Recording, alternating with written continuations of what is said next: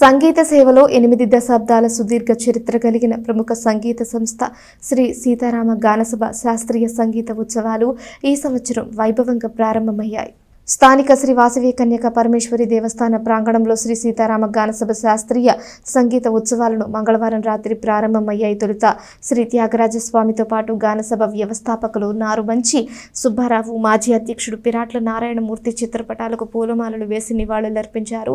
అనంతరం సంగీత ఉత్సవాన్ని ప్రారంభించారు. మొదట ఈరోజు కార్యక్రమంగా విజయవాడకు చెందిన కుమారి మల్లాది సింధు రాజేశ్వరి సంగీత కచేరీ హృదయంగా సాగింది. ఆమె వాగ్దేవి కీర్తనలను ఆలపించారు. వయోలిన్పై మీద విజయవాడకు చెందిన అంబటిపూడి కామాక్షి, మృదంగంపై విజయవాడకు చెందిన మాస్టర్ మల్లాది శివానంద ఎస్ఎస్వి వాయిద్య సహకారం అందించారు. గానసభ అధ్యక్షులు పిరాట్ల రమణి, కార్యదర్శి దుర్గా హరిబాబు శాస్త్రి, కానూరి రామకృష్ణ, ఇతర కార్యవర్గ సభ్యులు పర్యవేక్షించారు.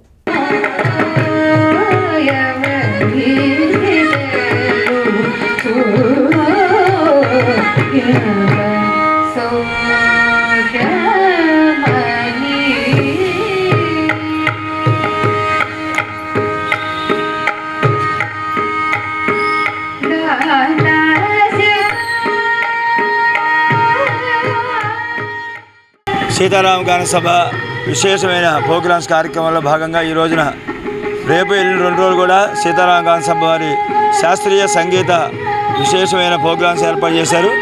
రేపు కూడా విశేషమైన సంగీత కార్యక్రమం ఉంటుంది. ఎల్లుండి హరికథా కాలక్షేపం ఉంటుంది.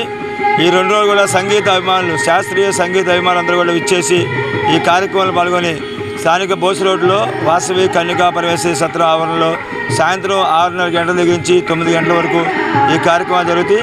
ఈ 2 రోజుల కార్యక్రమంలో విచ్చేసి అందరూ కూడా సంగీత అభిమానులందరూ కూడా చూసి తరించవలసిందిగా కోరుతున్నాం.